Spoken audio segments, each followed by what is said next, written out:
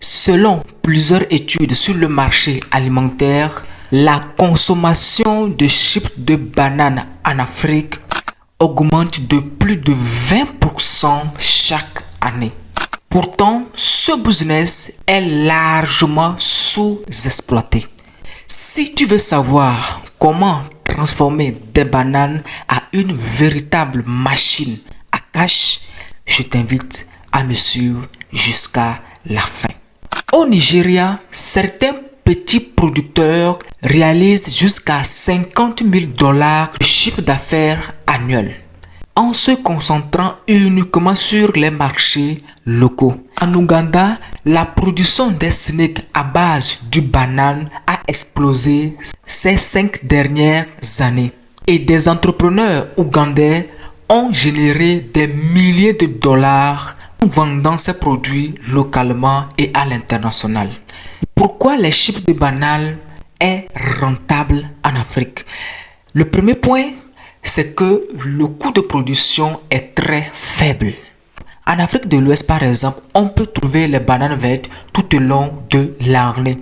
Et ces bananes coûtent à moindre coût. Et le deuxième point, la transformation des bananes en chips est très simple, pas compliqué. Déjà, avec quelques équipements, vous pouvez transformer vos bananes en chips de banane. Donc, pas besoin de faire des gros investissements. Déjà, avec 100 000, 200 000, 300 000, 1 million, vous pouvez déjà démarrer ce business. Le troisième point, la demande est élevée. Tu ne peux pas te lancer dans la production des chips et me dire qu'il n'y a pas de consommateurs. C'est impossible. Si tu fais de bons chips en Afrique, je t'assure que tu vas vendre. Tu vas vendre parce que tout le monde aime des chips. Surtout que c'est fait localement. Si tu te lances dans ce business, je t'assure que tu vas te faire de l'argent.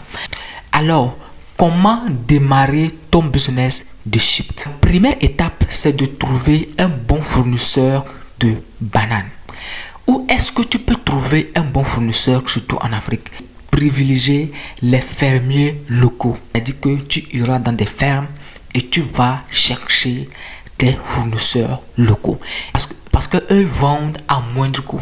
Si vous dites que vous allez trouver des fournisseurs dans votre ville, vous allez voir que le coût serait encore très élevé par rapport à si vous trouvez des fournisseurs dans des fermes. Et aussi, vous devez trouver des fournisseurs qui peuvent vous livrer des bananes tout au long de l'année.